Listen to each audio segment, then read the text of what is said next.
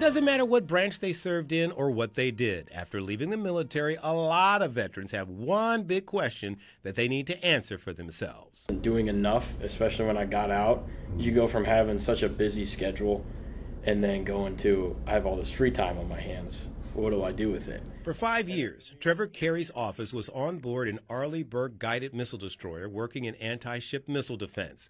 Not a skill you'd need in civilian life, nor do you really need to know how to coordinate artillery strikes like Xavier Beltry did in the Army for 10 years. You know what you want to do, you're excited to leave and go on to that next step in life, but there's a lot of uncertainties.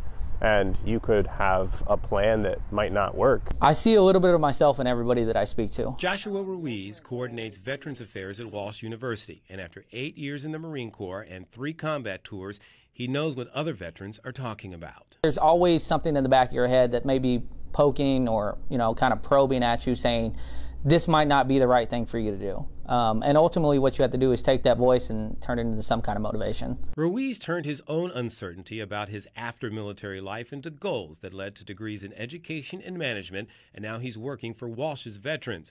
He helps them find a path to take the commitment to community service beyond the uniform.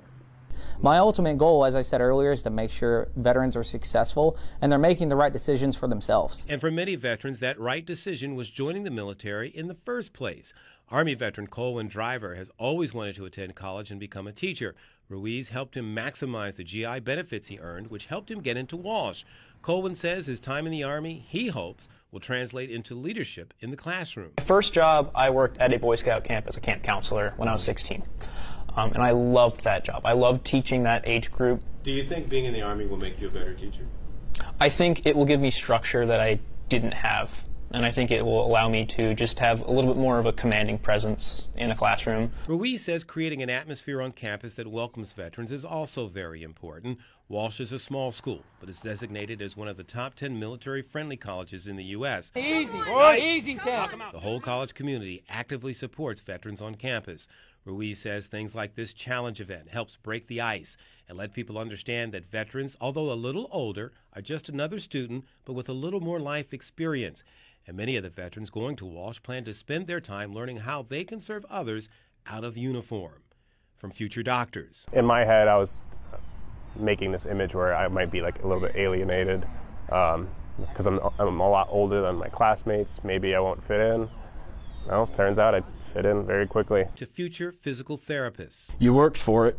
You worked a lot for it. So realizing everything that you have to use to your benefit is vital. So take the time, reach out, ask the questions that you don't know. Going to college or whatever career you decide is a part of what a veteran earns for the time that they served their country.